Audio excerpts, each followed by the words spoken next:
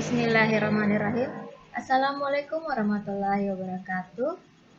Jumpa lagi dengan Ibu di mata kuliah Analisis Serial 1, yang dimana pada hari ini kita akan membahas tentang sifat urutan bilangan real. Semoga dimanapun kalian berada, kalian tetap sehat selalu ya, dan tetap menjaga kebersihan lingkungan.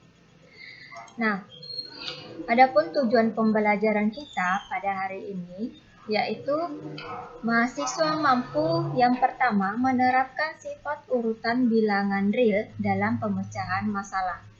Kemudian yang kedua yaitu menganalisis konsep nilai mutlak. Jadi diharapkan nanti setelah kalian mempelajari materi pada pertemuan hari ini, kalian harus sudah bisa menerapkan sifat urutannya dan menganalisis konsep nilai mutlak tersebut. Nah, selanjutnya, untuk sifat urutan sendiri itu bunyinya seperti ini. Misalkan P itu adalah subset dari bilangan real dengan P himpunan yang tidak kosong, dan P adalah bilangan real positif yang memenuhi 1. Jika A dan B elemen dari P, maka A tambah B elemen dari P. Yang kedua, jika A dan B elemen P, maka A kali B elemen P. Kemudian yang ketiga, jika A elemen bilangan real atau R, maka dengan tepat salah satu dari berikut yang dipenuhi. A elemen P, A sama dengan 0, dan negatif A elemen P. Nah, jadi kita ketahui bahwa untuk sifat urutan bilangan real ini, jadi di sini diandaikan bahwa P itu adalah himpunan tidak kosong. Kemudian ada bilangan real positif, katakanlah anggotanya itu adalah A dan B. Maka nanti diperoleh bahwa A tambah B itu juga anggota dari bilangan P itu juga. Begitu pula dengan perkaliannya. Jika A dan B itu anggota dari P, maka A kali B juga elemen P. Namun jika A itu cuma satu, jadi satu saja anggotanya, katakanlah A itu anggota dari bilangan real, maka tepat salah satu ini memenuhi. Apakah A itu adalah anggota P, A sama dengan 0, ataukah negatif A yang elemen dari P. Nah, untuk definisi dari sifat urutan bilangan real ini, misalkan A dan B elemen real. Jika A kurang B elemen P, maka dapat ditulis A besar dari B atau B kecil dari A. Kemudian yang kedua, jika A kurang B elemen P gabung 0, maka kita bisa menuliskannya A kecil sama dengan B atau B kecil sama dengan A. Nah, dari definisi dari sifat urutan bilangan real ini, kita ketahui bahwa jika selisih dari A dan B adalah anggota dari bilangan P, maka kita bisa menuliskannya bahwa A itu lebih besar dari B ataukah B yang lebih kecil dari A. Kemudian kalau misalkan A selisih dari A dan B kemudian bergabung dengan 0, maka tinggal ditambahkan saja sama dengan di pertidaksamaannya tersebut.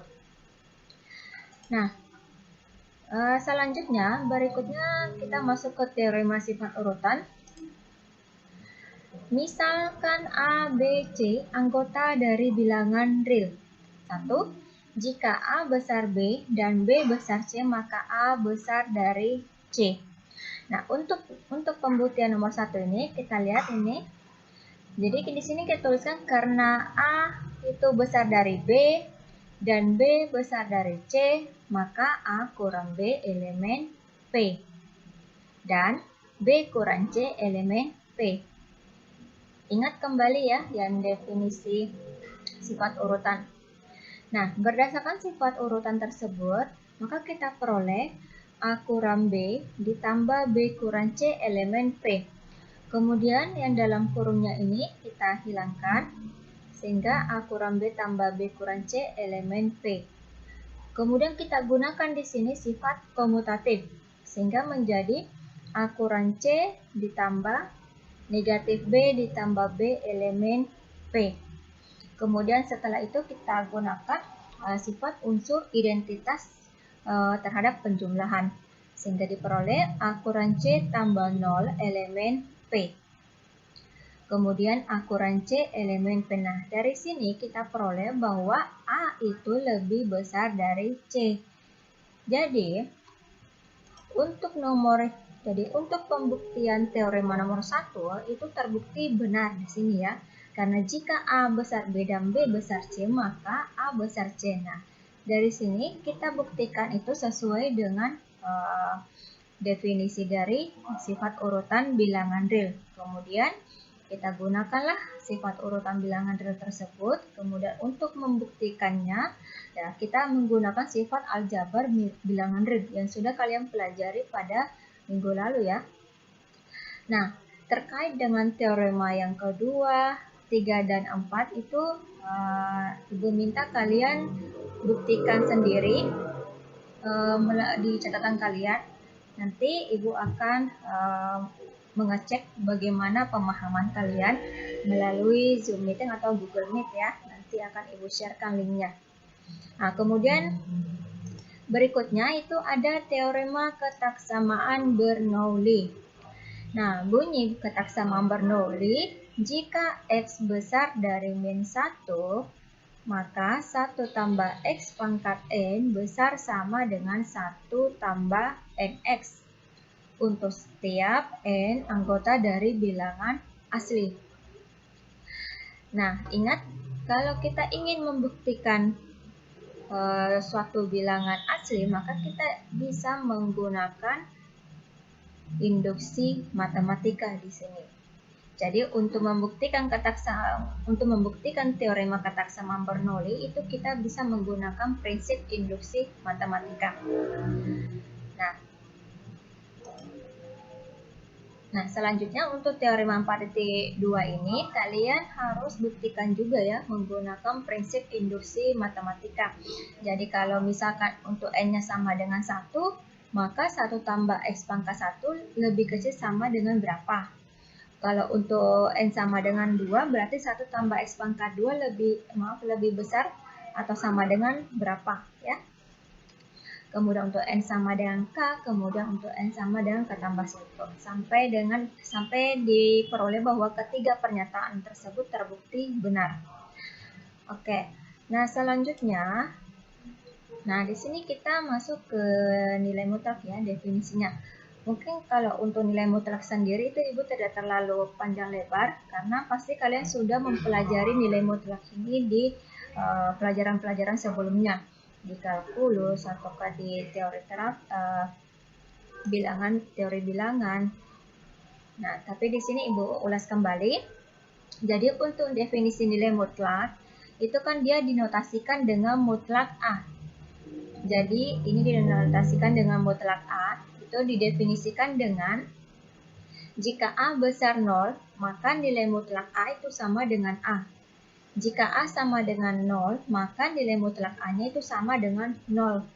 Jika A kecil dari 0, maka nilai mutlak A-nya itu sama dengan negatif A.